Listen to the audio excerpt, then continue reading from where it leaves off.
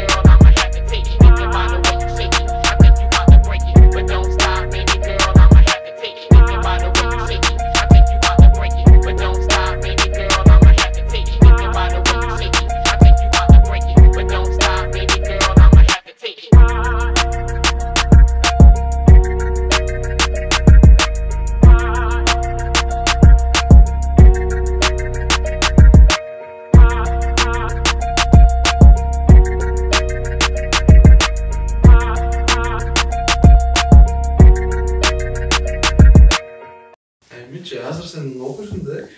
Колледжди бүттүм. Ошо кайсы специальностьти азыр колледжди бүткөндө ал жакта специальностька тапшырганда университетке барышым кетти, универге. А бул жылы мен контракт менен болуп универге тапшырган жокмун.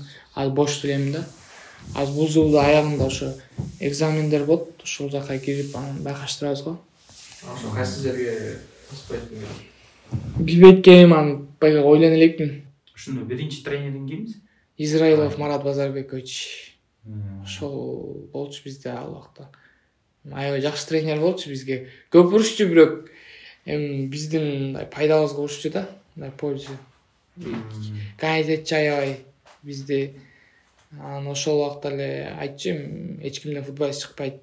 Силер барыңар тыштап коесуңар. Бир экөө эле чыгат деп. Ошол айткандай эле болду. Ошол убакта азыр сборный Кыргызстанда ойногон мен Чомоев Султан вратарь, 3-чү вратарь, 2-чү вратарь Эржандан кийин. Ошол экөөбүз жүрдүк да. Андан кийинкилер көбүнчөсү эле тыштап койду футболду. Өздөрүнүн причинасы, өздөрүнүн себептери боюнча. Эмечи, ушу Галатасарайга өткөн кантип өтүп калдың, эмне болуп калдың? Галатасарайдан өткөндө бул жакта жүргөндө ошол бир түрк бар болчу. Аны атын айтпай эле коеюн азыр. Ошол мындай сунуш кылды да бизге, ошондой вариант чыгып атат. Барып көрсөтүп келбейсизби депчи. Ошол мен атама айткан. Анда ошо атам дагы мындай возможность, мындай шанс болуп калса бир колдонуп көрүш керек депчи. Ар бир шанс. 1-2 жумадай неме болду, 10 күндөй бир просмотр болду, жандай көрүпчү. Жандай достук беттештер өттү, 2-3 достук беттеш өттү, 3-4 тренировкага чыктым, ушинтип машыгууларга чыгып, анан бул жакта келгенден анан ошо телефон келген болчу үйүбүзгө. Ошо сени ошол жака тандалдың депчи. Анда бирок аябай көп бала барган болчу просмотрга.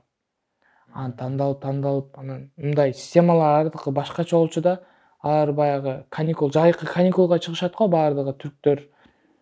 Школалар ошо жайкы каникулга чыкканда алар где-то 300-400 баладай ошо базага күндө бир жумада ошентип келет элек да. Анан 300-400 баладан эң мындай 10-15 чакты эле бала кайра өзүнчө основной команда менен, өзүнчө биринчи ошо курам менен, ошол академиянын биринчи командасы менен тренировка кылдырып көрчү да. Анан ошол жактан кайра тандалып, анан кайра ошол жакта бир жума жүрүп, кичине оорураак болгон ошол убакта. Анда ошол тренер менен барып тетиги мындай ал жакта биздин район башка экен да, а биз башка районда калганбыз. Анан ал жакта көп эле акча кеткен негизи. Баягы жашаганга, неметкенге, ошо такси менен барып келип, анда да шаарды билбейсиң, кичинекейсиң. Ошо бир жума каттап, анан ошондо тандалганбыз, ошондо сүйүнгөм аябай.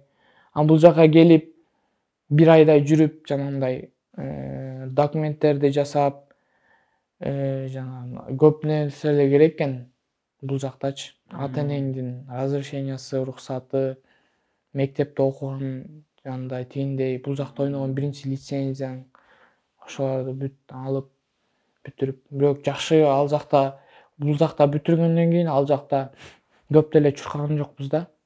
Анткени өзүнчө Галатасарайдагы эме бар, руководстводогу бул лицензиялар менен, документтер менен иштегендер бар да. Ошолор бүт ошо бүтүрүп жакшы кылган да. Бекнас Алмазбеков Кыргызстандын улуттук курамасынын коргоочусу жана Түркиянын Галатасарай клубунун чабуулчусу. Бекнас 2005-жылы 23-июнда Бишкек шаарында төрөлгөн. Бала кезинен эле футболго абдан кызыкчу. Агасы Эрнас Түркияда окуп жүргөн кезде футбол ойногонго сунуш түшөт. Ошентип Түркияда калып калат. Кыргызстанда Алга футболдук клубунун жаштар курамасында ойногон. Кийинчерээк Түркияда Галатасарай клубунун жаштар курамасында ойноп баштаган. Бекнас Галатасарай клубуна өтүп жаткан кезде 18 жашка чыга элек болчу. УЕФА ага иликтөө жасап, туура же туура эмес жолу менен өткөнбү деп эч кандай ката таппай коет. Анткени Бекнас Түркияга футболдук себептер менен барган эмес. 2019-жылы Галатасарайдын 14 жаштагы өспүрүмдөр арасындагы оюнда 13 жаштагы Бекнас дарбазачынын аянтчасына кулап, калыс ышкырып, 11 метрлик соккуну атайын четке тээп коет.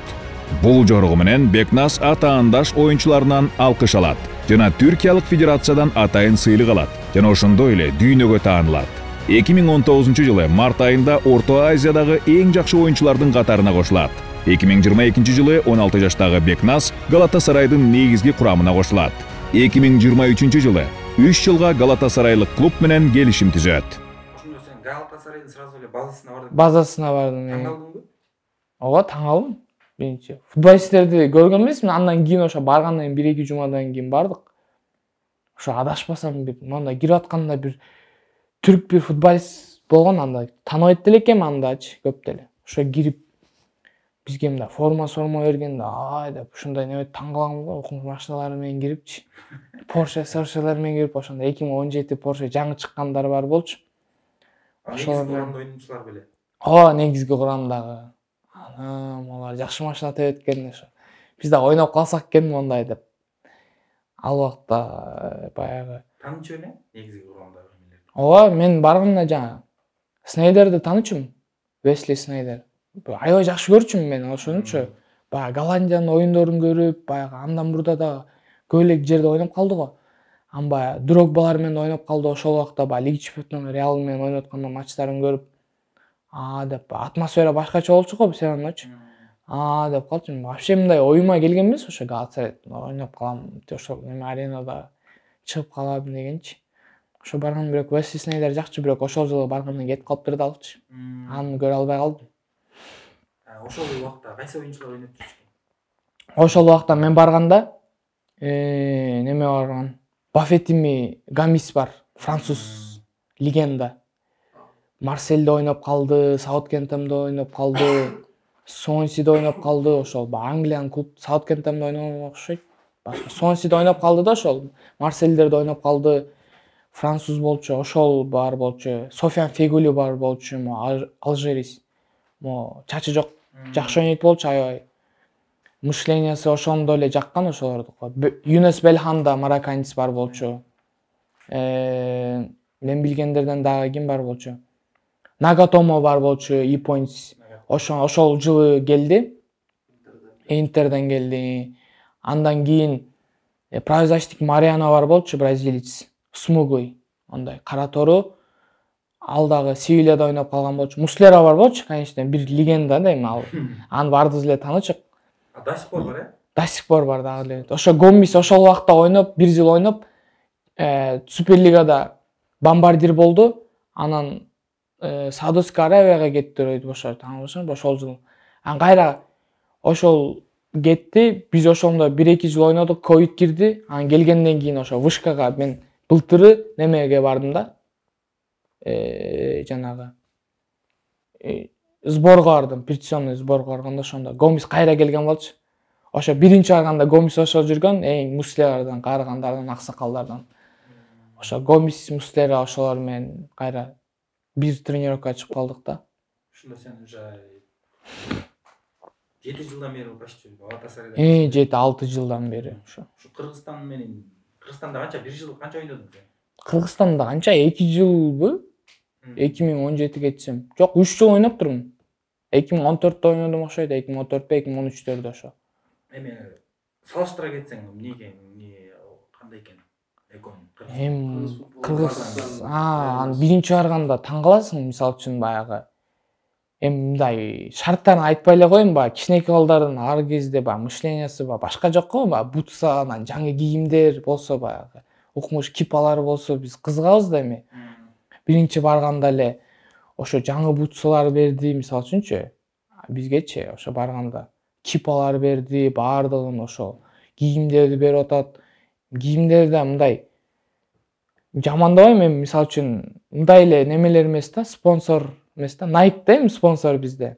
Nike'дын ошол убактагы кийимдери аябай качество болчу. Анда эч ким кие албайт болчу Кыргызстанда, чын айтсам ошо могул. Сборныйда ойногон игрокторду деле көрбөйт болчумун Nike кийген. Мен ошол жакка барып Nike менен таанышкам биринчи жолу. Ошол спонсор болчу ошол убакта киргенде бутса беришкен, кипа беришкен. Ошондо эле таң калгам, анан баягы уровень башка деп, деңгээл башка экен депчи бул жакта. Анан ошондон кийин бир айдан кийин матчка бардык биз. Ушкан матчына бардык. Ошо барып турат элек да балдар. Ошо команда менен барып турат болчук. Ошондо бул жакта сборныйдын оюнун көргөндө, Стадион Спартактан көрөсүң да, андан кичине Австралия менен барган. Биринчи жолу ошондо барган болчум, Кыргызстан, Австралия. Жок, андан мурда барган болчум. Анда жана тетелер ойноп жүргөн болчу ба. Пакистан менен ойноп, дагы бирөө менен ойноп, анан 3 гол киргизген 3 матчта. Кожого окшоп ошол убакта. Андан кийин мындай чоң матч, андан кийин эле поколение алмашып калбады, муун алмашып калгандан кийин жана Сергеевич келди. Сергеевич келгенде ошондо биринчи матч жанагы чемпионат мира, чемпионат Азияга Австралия менен ойнодук го. Ошондо биринчи жолу баргам. Темп игры, оюндун тияка салыштырмага вообще башкача да. Полянын немеси, чөптөрү, атмосфера, жанагы болельщиктер, колдоочулар өзүнчө атын жанагы мындай эле чакырып, жанагы айткандар, анонс бергендер башкача да. Ошондо эле байкагам. Ошо биринчи агай аябай мындай бизге мындай катуу болчу. Бизди урушуп, мындай неметип, тыйып турчу да. Ошол эле көп нерсени үйрөттү. Түркчөнү үйрөттү. Биринчи барганда түркчө билбейт элем мага. Ошол Галатасарай өзүнчө түрк кеже алган, өзүнчө чтобы частный өзүнчө сабак алыш үчүнчү. Тренировкадан келип, анс эле мектепке барасың, чарчайсың.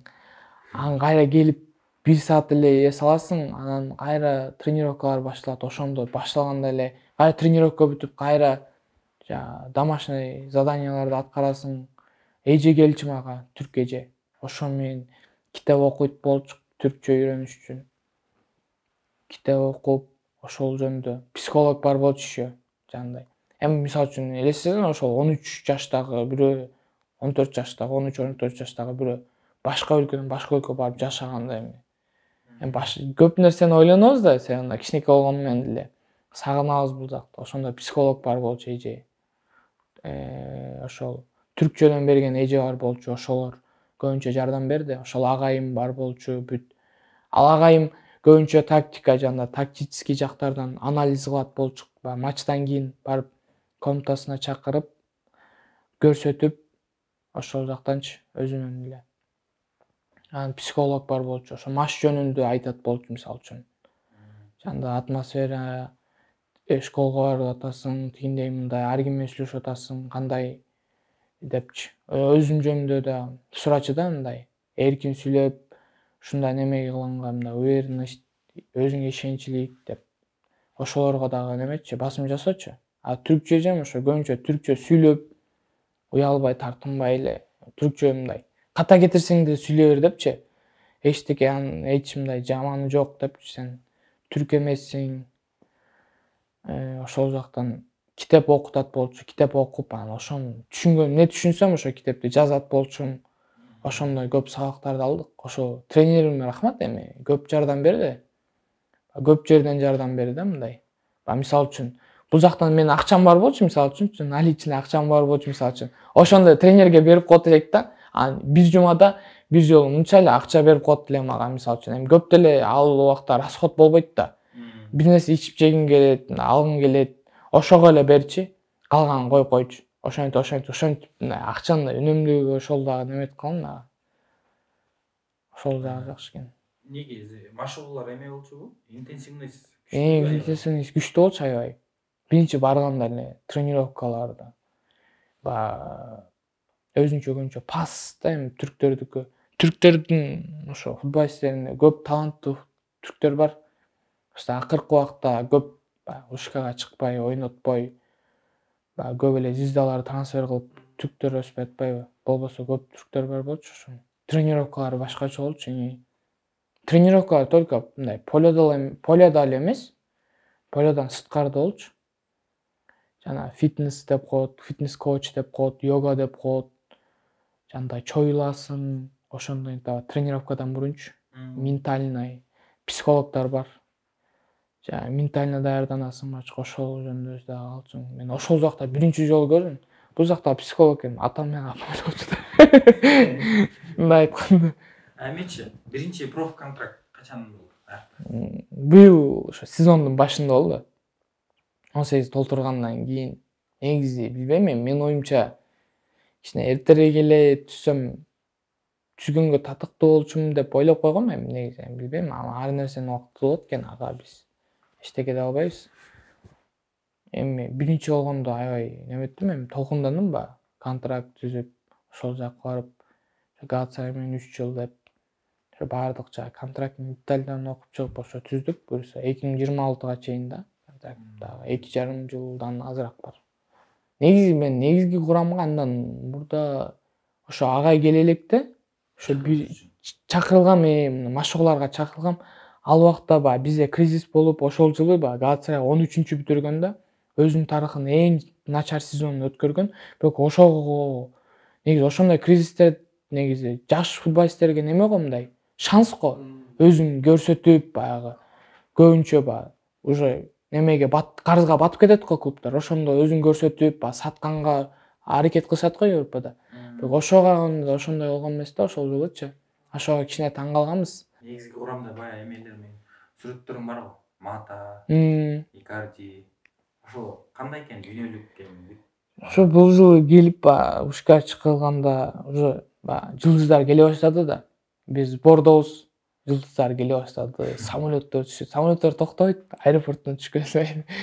Ошо жылдыздар келе баштады. Лукас Торреиралар, Арсеналдан маталар. Башкача экен эми, конечно. Кандай? Мындай мындай адамгерчиликтери аябай неме экен. Мындай баардыгы жөнөкөй, жардам бергенге аракет кылат, жашсың, мындай өзүңдү ишеничтүү ал, мындай деп айтат тренировкаларда. Айрыкча Икарди дагы өтө жылдыз, бирок ага карабай мындай скромный деп коет го, жана ошондой да. Бирок эң мындай скромный, аябай мага жаккан мындай менин оюмча легенда бул Хуан Мата го дейм. Ар жерде айтып берем, Хуан Матанын тренировкаларын ошо бир көрүп коюшуңуздар керек дейм. Биз мындай аябай күчтүү матчтагы мен мындай телевизордо көрөт болушуңуздар керек. Мындай тренировкаларда детальдары бар, баягы топ менен иштегендери бар, мышлениялары, билбейм, испанецтер мындай төрөлгөндө эле ушундай төрөлөбү? Же анын өзүнүн таланты барбы? Өтө башкача болчу, өтө аябай жөнөкөй неме болчу, адам болчу. Бизге жардам берчү, раздевалкалардан айтып турчу бизге. Кучактап, тамашалашып, ушу жанагы Баффетти Гамис деп ошол дагы эметчү көп бизге жаштарды жакшы көрчү. Тренировкадан кийин кал депчи, бекиңиз неме удар кылабыз деп, баягы завершение кылабыз, мындай керек, тиңдей деп ошолор менен дагы калтырып иштетчү. Хуан Мата көбүнчө мындай тактический жактан айтчу, эми аныкы физический футбол эмес да. Көп мышление жандай. Топ менен көбүрөөк жанагы. Мен биринчи жолу көрдүм да, мисалы үчүн, first touch деп коет го футболдо. Первое касание депчи, эң важный депчи. Ошондон үйрөндүм да, Хуан Матанын. Бир да жолу мисалы үчүн тренировка, канча тренировка чыктым, бир жылда ашып кетсе, 1-2 жолу эле мындай биринчи касаниясын туура эмес кылган болуш керек ал. Калган баардык касаниясы туура да.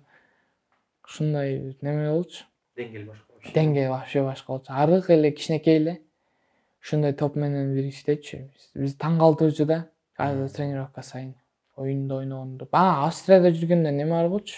Рибери менен коридордо көрүп салам берген болчу. Сүрөткө түшпөй калдым ошол. Телефон эми биз баягы кийин чечинип телефондар калып калат да. Ал жүргөн ал деле составка түшпөй эле нептир. Түшкөн эмес. Ошо заменада жактан эле көрүп турган. Ошо трибунага чыгып бараткан коридор бар го. Ошол жактан көргөн болчумун. Анын тренировкасында көргөн болчумун баягы биз Салернитана ошол жакта ойноп калды былтырчы. Ошол капитан болчу. Ошону ойногон убагында аябай жакчы мага. Ошо мен бир сүрөткө түшүп койсом жакшы го, эми эмкиде билсе. Ошол кызыктуу болот. Силердин заклятый эмеңер Фенербахчеде турабы? Ошол кезде Арда Гүлерди көрүп калдым. Арда Гүлер менен да ойноп калган. Эң күчтүү. Мына Кенан Йылдыз бар го, азыр Ювентуста ойноп жүрөт. Ошол мен да Арда Гүлер ошол убакта ойночу. Катуу эле? Ошол убакта эле мындай талант болчу. Билбейм бирок утуп койчук биз алардан. Эч эле чүкөт да. Жок, бирок аябай таланттуу бала, жакшы бала. Мына эме комнатасы кичинекей. Вроде бы инимдин жентек той болду эле, шын болгон болчу. Атам, чоң энем, тай энем, тайдам жок, көрбөй калдык. Апам, Эрнас, Алиет, Бекнас. Ошондо той болгон болчу. Биз эле өздүк. Эрнас эмне окуйт? Түшүнбөйм архитектураны. Окуй берет ага. Архитектураны. Эрнас ким? Чуга. Мына көрсөт. Грамоталар. Бул жакта бардыгы эле бар. Эмелери Эрнас агамдыкы, Алиеттики, меники ошо аралаш да бул жакта. Уақыттан эңизденчи бой кубогун. Биринчи кубогун кайсы уткан? Кубок бу. Биринчи кубок лучше были картан алдым эле. Иним дагы лучший да, просто анын кубоктор көбүрөөк болуш керек. Аныкы көп, меники дагы көп, Эраныкы да бар. Мону алгам, но Турциядан бар. Fairplay деп алып калдым го, билесиздер? Пенальти теппей, 4-3-4 түйүп, Гарден жазып калды. Ошондо баягы Турциянын эң чоң эмеси берген, спортивный редакциясы. Fairplay деп берген болчу. Бул кубок Азиядан кичинекей кубок. 4-3-кө чыкканда көп подписчиктер окшойт да. Ал убакта да андан кийин Инстаграмда жабышып ушундай кылган. Изучил. Таң калдыңбы мону берип коюп? Таң калдым. Кожо алыш керек болчу негизи, кожо 3 кол кесип. Бул лучший игрок. Неме? Инимдики бул. Иним да жакшы жок да, Ал жакшы эт. Перспективный экен. Перспективный, ошо көп айтам да. Ошо азырдан баштап дарыдан ашса да аларчы. Ошо Сербияда алардын жашында биз Сербиянын Дордоева тренер. Тренери Шаршеев Санжар эмеспи? Жок. Испанцын. Жаңы испанец келди. Ошол жакта. Ол жакта унутуп эле калдым. Бул Арет экен. Азыр бар болчу. Лучший республики. Жок бул. Мына мо. Болчу. Грецияда барганбыз. Лучший игрок болгон болчумун да. Кацрай менчи. Грецияда барганда лучший игрок болгон болчумун. Финалда Олимпиакос менен ойнобуз. Ошо гректер менчи. Ошо күчтүү командалар болчу. Ливерпуль бар болчу, Аякс бар болчу. Финалга чыгып ошолорду утканбыз да. Ошондо лучший болгон болчумун. Дагы бул лучший. Мына Волгоградка барганбыз. Ошондо мына эсидин Краснодар ошол убакта да кызыккан. Бул канчынчы жыл? 2016. Перед Турция экен. ДФЛ деп ошолордо барганбыз. Ошол чемпион болгонбуз, бирок ан жакта РПЛдин командалары жок болчу, бирок жакшы эле командалар бар болчу. Ошондо бул жага кечеги матчтан да Тайбэй менен ойнотканда лучший бомбардир. Булар ошондо көбүнчөсү диплом. Рахмат. Контракт түскөнүңө 1 жыл болду, Болуп калды 1 жыл болду. Ага чейин кайсы клубтар интерес кылды сага? Кызыкты сага? Кызыккандар болгон, баягы ошол убакта баягы Галатасарайдан мен 18 толтургандан кийин свободный агент болуп калдым да. Ошондо балким Галатасарайда көп шанс болбой атат деп баягы ойлонуп кеткенге аракет кылдык да эми. Эми андан кийин Галатасарай өзүнүн жаңы системаларын киргизип, контракттарын көрсөткөндө ошол жак менен кылдык. Бирок ага чейин бул жакта жүрүп калдым бир аз узунаак. Билгендер билет болуш керек, 3 айдайчы трансфердин артынан. Эми эч жака айткан эмесмин, сиздерге айтайын мейли сурап калса. Бирок ошол убакта эң мындай жакшы сунуштар негизи ошо үйгө келгенде бул жакта атам болуп отургандан эми Россияда Рубинден келген, Краснодардан келген, ошо РПЛдан. Анан эң жакшы клуб десеңиздер, сервериңизди да, анан эң мындай сиздер билбейт болушуңуздар керек. Неме болгон? Англиядан Брентфорд болгон. Билесиздер, конечно. Билесиздерби? Биз деле футбол. Брентфорд болгон. Азыр Брентфорд өзбек. Жок, Брентфордду билесиздерби? Сунушту билбейсиздер да. Жок, ошо билбейбиз. Ошо. Эме клубду билебиз. Клубду билем. Мен сунушту билесиз деп атпайм. Конечно. Ошо. Сунушту көп киши билбейт ошо.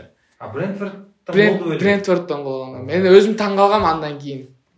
Эмнеге Брентфордко таң калган? Мындай причиналар көп экен, детальдар мындай оңой эмес экен да, барып эле ойной коем дейт экен. Азиатский паспорт дагы кичине влиять этет экен. Конечно, албетте. Анан ошол убакта Галатасарайдагы жок кое бербейбиз деп койгон. Кое бербейбиз деген жок, детальда контрактта өздөрүнүн детальдарын баягы киргизди да, ошондо макул келгише албай койгон. Брентфорд азыр өзбек бир баланы алды го. Анан түрк дагы бир баланы алды менен тең. Ошондо Брентфордтун бирок мындай болгон да, мага сунуш таштаганда 1 жыл U23 Брентфорд Б деп коет. Өзүнүн экинчи дублине ошол жакта ойноп адаптация болосуң, ошол жактан матчтарга чыгасың депчи. Ал жакта мисалы үчүн U23-син деле кандай игроктор ойнойт Англиянынчы. Баягы составга кирбей калган оюндар матчтын темпи болсун деп, без матча калбай калайлы деп ойношот да. Анан ошондо эле мен таң калгам ошондон Брентфорд дегенде. Кээ бир дагы причиналар бар болчу, аны айтпай элем. Бирок ошондо болгон, таң калгам ошондо Брентфорд деп. Ошондо мага андан кийин жанагы азыркы Чалар Сөйүнчү Жеңгизүндөр деген футболисттер бар го. Ошолордун немеси агенти чалган болчу ошол күнү. Ошондо ошол жактан сунуш келген, ушундай кандай карайсың депчи. Ошол клубтардан эң эмеге өткүм келген ошо Брентфорд болчу да. Брентфорд. Сен өзүң руководстводон уктуң да? Болгондон кийин, андан кийин уктуң да? Жок, ошол убакта эле уккам. Ол клубтун да интерес кылып атышыптыр депчи. Ошол эле уктум. Негизи футбол болбосо кайсы спортко бармаксың? Бармакмысың? Окумак. Окуй эле иштеп кеткенсиң, Канкен үчүн тең футболго кызыгат экенсиңер. Балким күрөшү эми, балким атабыздын бирок анда деле айтып калышат тааныштар, кичине ошондой неме экенсиң, агамда кичинекей мындай неме болгон. Ошо.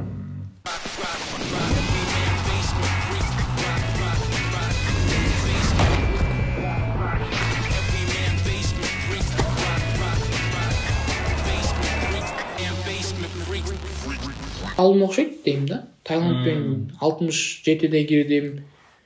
Андан кийин Саудовская Аравиямен кирерин күткөн болчумун матчтан кийинчи. Эгерде ушундай Саудовская Аравиядан түшүп калса, мүмкүн контракт барат белең. Азырбы? Азыр. Жок, негизичи кийин.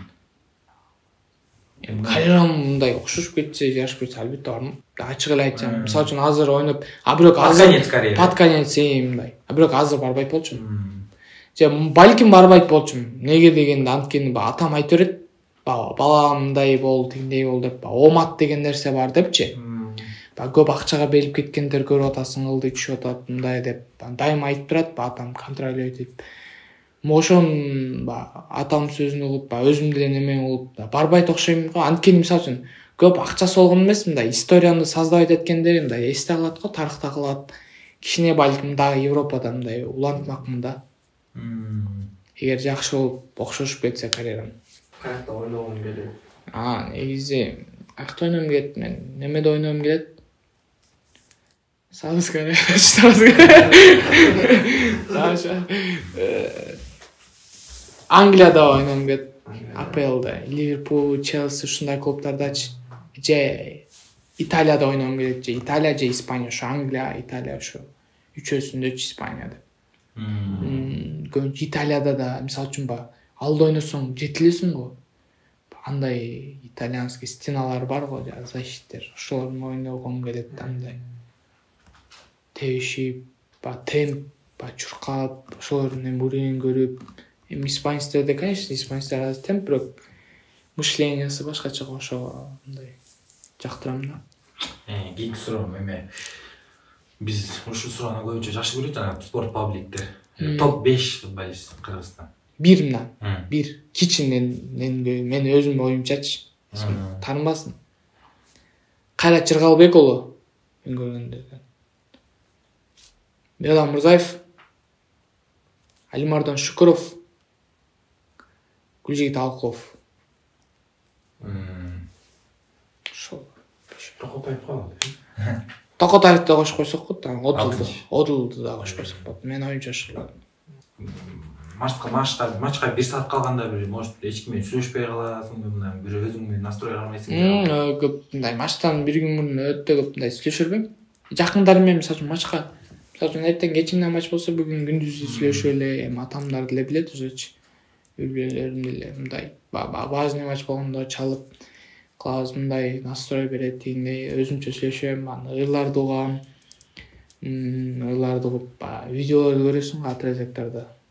Дриблингдин аркы, гол, сол деп өзүң жактырган игрокторуңду. Неме? Эң башкысы неме? Видеозвонок кылып туруп, чоң атам менен чоң энем менен сүйлөшөм. Эң чоң мотивация ошого дейм мен үчүн. Алар бата берет. Карын батасы, өзүнчө бир пайдасы билбейм, мындай башкача дейм менин көзүмчөчү. Чоң атам бата берет, чоң энем да бата берет. Ошолор менен сүйлөшөм. Ошолор эң важный го дейм. Эң башкысы мындай. Кандай десем, кээ бир балдар мындай сынып калат го. Мындай мен албайт экен деп, андай болбосун да, мындай баардыгы возможно. Анан кээ бирлер мисалы үчүн менин жашымда, менде деле болгон андай. Менин жашымда, менден кичинекей жаштагы балдар көрөт да, Арда Күлер, Лами Ямал депчи, могул жаштагы балдар кандай Европада ойноп жүрөт депчи. Көрүп өзүң жаман го, мындай мен эмнеге ойной албайм депчи, өзүң күнөөлөп жүрөт. Жок, андай эң жаман ошол го дейм менчи. Андай эч мындай кылбагыла, бирөөнү өзүңөр салыштырбагыла. Алла Таала берет, албетте. Ар кимдин өз убактысы болот деген сөз бар го. Бүгүн болот, же эртең болот. Бирок болот да мындай иштесеңер. Кээ бирлер 16 жашында берет, кээ бирлерде 25-inde берет, кээ бирде 30-unda берет. Биз көрүп атпайбызбы, 30-дан кийин деле футболисттер кандай уровеньге чыгып келатат. Ошон үчүн ар бир өзүңөрдүн убактыңарды бүткүлө, мындай баардыгы мындай, ар бир убакытты мындай баалап жашагыла да. Ошо эң мотивация да эмес, эми өзүм сөзүмдө ошо айткым келчү, ошо кичинекей балдаргачы бирөө менен салыштырбагыла эч качан деп. Атанын кичинекей момун бала карачы, мына тигиндей деп айтып калат го. Андай эч мындай болбосун. Негизи кыргызда тетил баланы карачы, мындай болду. Тигин карачы, мындай болду. Биздин үйлөрдө мындай жок да, андай көп. Ошонусу жакшы да, атамдын, апамдын жакшы көрөм да. Ошонусу кыласың, ойнойсуң, кыласың, аны өзүң убактың келет, балам, сабыр кыл, күт деп кичинекейбиз да айтып беребиз. Мындай деп, эч болбо, мындай кыл, тигиндей кыл деп көп карап турат да, ошонусу жакшы. Рахмат.